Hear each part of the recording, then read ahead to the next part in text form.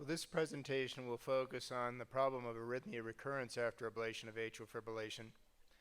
And I think to put this in perspective, when we first started doing ablation procedures, it was primarily for Wolff-Parkinson-White syndrome or AV nodal reentry.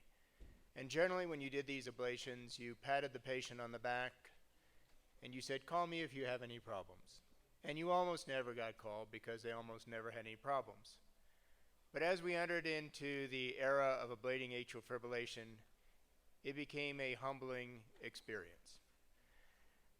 And some of the initial reports that came out turned out they weren't as accurate as people thought they would be. And it had to do with trial designs not being standardized, how patients were selected as to whether they had paroxysmal versus persistent atrial fibrillation, or other significant variables such as age or underlying heart disease, morbid obesity, which is a big problem in the United States, obstructive sleep apnea that wasn't treated correctly, or left atrial size, among other things.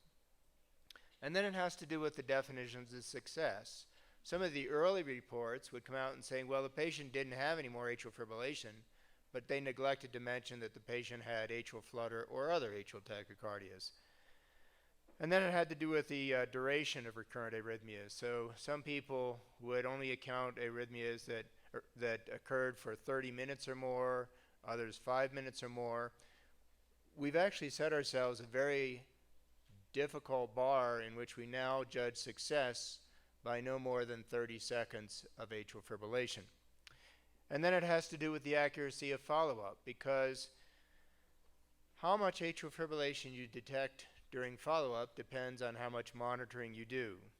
And if you didn't make arrangements to see the patients for follow-up because they came from a distance or it was hard for them to get back, then you wouldn't necessarily realize how often they had arrhythmias. And the duration of follow-up was important because we used to think that, well, if people did well for a few months, they were going to do fine. It turns out with atrial fibrillation that the recurrence rates extend out for years. Now, as for the incidence of asymptomatic atrial fibrillation, because this has a bearing on how we interpret what people tell us, prior to ablation procedures, the incidence of asymptomatic atrial fibrillation was estimated to be about 5%. But when they monitored people over time, they found that a lot of people were having atrial fibrillation after the procedure, but they didn't perceive it as much. And I've had patients tell me that, yeah, I still have some, but it doesn't bother me as much as it used to. And how likely you are to capture it depends on how you do the monitoring. So if you just do an occasional electrocardiogram, you'll get a relatively small percentage. If you monitor people for more extended periods of time, you get higher percentages. The most accurate that we get actually is for patients who have implanted pacemakers or defibrillators, because if they're dual chamber systems, they track atrial fibrillation literally as to how many minutes or hours people have. And so that gives us a good feeling for what the event rates are. Now, early after an ablation procedure, and for those of you, even if you're not electrophysiologists, patients may come back to you and they'll have atrial fibrillation. So what does that mean? Well, this is data that came from our institution, Cleveland Clinic, in which there were 12,998 patients who underwent pulmonary vein isolations, some paroxysmal, some persistent, some permanent. And they looked at early atrial tachycardias, which might be atrial fibrillation, atrial flutter, or focal atrial tachycardias that were a minute or more long within the first 90 days after the ablation, and found that about 40% of them had it. Late atrial tachycardias occurred an additional 20%. Looking at the time to first recurrence, most of these occur within the first 3 months, and that's one of the reasons when efficacy is judged with this procedure is there's a blanking period where you don't necessarily count the ones that occur in the first 3 months, because some of them will go away. But there is a relationship to long-term success and the time of when these early atrial tachycardias occur relative to subsequent late atrial tachycardias. If we look in the first bar at 3.6%, those are patients who had no early atrial tachycardias, and their long-term results tend to be pretty good. Focusing on the first month after the procedure, the long-term outcome, if you had it in the first month, is in the long term about 44% of those patients had recurrences, and you can see that if the recurrences are extending into the second or third month, then the late recurrences rise from 69 to 98%.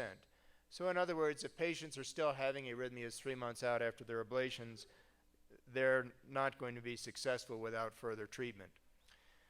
These are other studies that also tried to look at this issue, and you can see their long-term freedom from atrial fibrillation is reduced in patients who had arrhythmias in the first 3 months. And then if you try to look at the time of recurrence, kind of depends on whose data you look at, but probably the most detailed is that I've found is the data that came out of the Cleveland Clinic showing that the long-term freedom from atrial fibrillation isn't too bad if it's within the first few weeks, but it steadily diminishes thereafter. And I tried to plot this just by looking at the results from different centers, and that kind of gives you a rough estimate visually of what the chances of success are when you look at the time of recurrences days after the ablation procedure. Now, what is the long-term success of atrial fibrillation? So one of the things I wanted to look at when I got to Cleveland was we had a pretty good sense of what the recurrence rate were in the first year, but what if we took people who we thought were cured? They were a year out from their ablations, they weren't having any problems. What did that mean several years down the line? Well, first of all, let's go back and look at some older data. This is also came from the Cleveland Clinic. Mandeep Bhargava put this together. And you can see that the recurrence rates are higher for persistent and long-standing persistent atrial fibrillation as opposed to paroxysmal atrial fibrillation. Many of those patients go through a second procedure, sometimes more than a second, and cumulatively the success rates can be as high as 92% or lower depending on the circumstances of the patient. Looking at a worldwide survey that Riccardo Capato put together, they looked at a spectrum of atrial fibrillation and they had what they thought was full disclosure of data in a large number of patients, although I still am a little skeptical about what you can achieve with a registry like that. But nonetheless, the success rates as shown earlier, again, depending on whether you have paroxysmal, persistent, or long-standing atrial fibrillation, are reasonable. But then other people came out and said, well, when we follow people longer, it didn't hold up so well. So this is some data from Mark Josephson's group. Now, if you look carefully, this was published on data that was acquired between 2002 and 2006. And the significance of that is that the way we do procedures has changed a lot.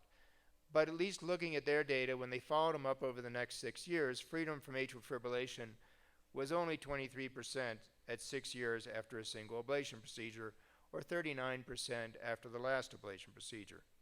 And this shows the outcomes after the first ablation procedure, as well as those after the last ablation procedure. And then other groups began to look at their data.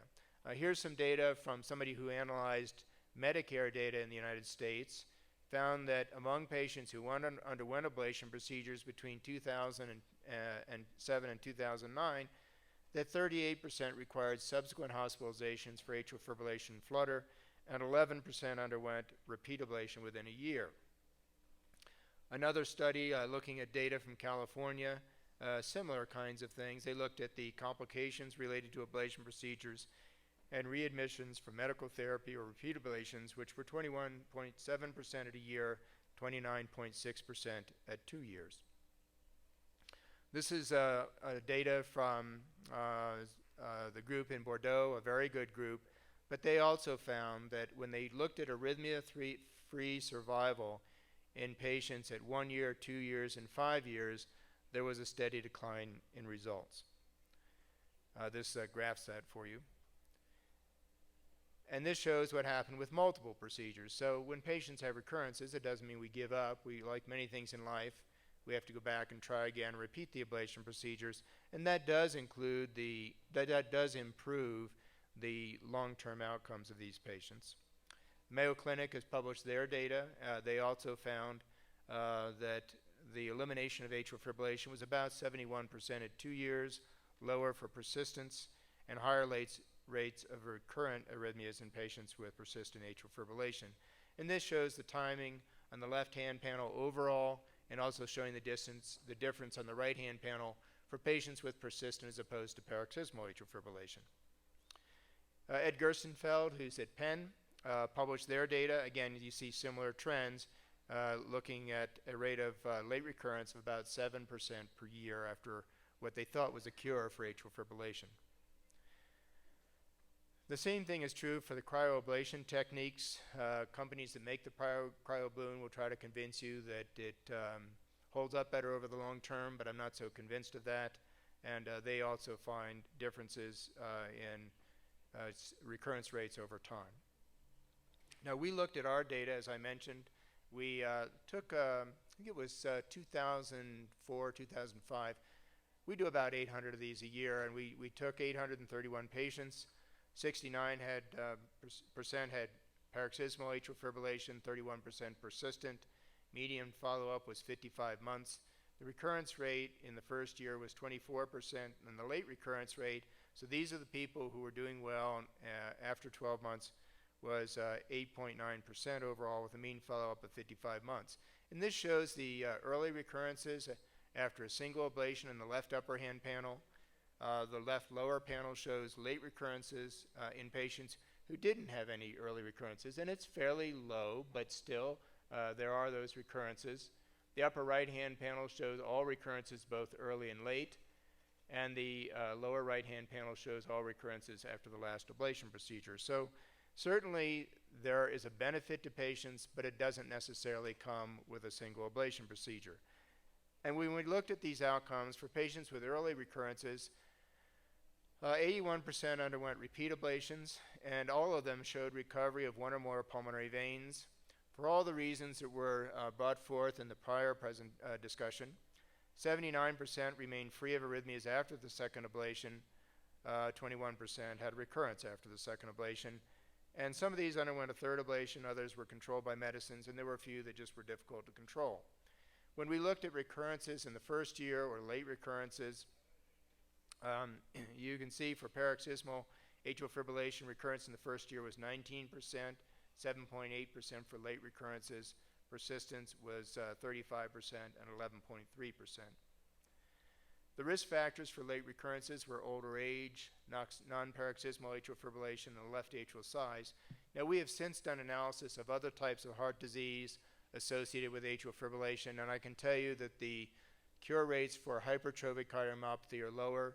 We've also looked at ablation procedures in people who have mechanical mitral valves, and both of those are lower. They run more like in the range of 45 to 50% for success rates. The types of recurrent arrhythmias, early recurrences and late recurrences, most often are atrial fibrillation, but we also see atrial flutters and some atrial tachycardias. And when you look across the country at what determines how much flutter you get, it does depend on how the ablation procedure is done. So the more extensive the ablation is, the more linear the lines tend to be, the more likely there are going to be gaps in the lines. Those are the patients who tend to develop atrial flutter. The observations from repeat ablations in all these patients was the recovery of pulmonary veins. The long-term efficacy when we put all this together was 79% free of atrial fibrillation without drugs, another 11% free of atrial fibrillation with drugs, and 5% just refractory atrial fibrillation that we couldn't control. Now, earlier today we heard some discussion about does early intervention make a difference, and it's something that we're currently looking at, and we decided to focus on people with persistent atrial fibrillation. So we took 767 of those ablations. They were all first-time ablations. The median time to ablation from the diagnosis to the time we did the ablation was 5 years. And we analyzed the diagnosis to ablation time based on quintiles, and the timing of ablation had a significant impact on both univariate and multivariate Cox analysis. This shows what happens to the left atrial dimension over time. If you don't do anything, it gradually increases in size. And then when you look at arrhythmia-free survival after one ablation procedure, the red line up at the top represents the first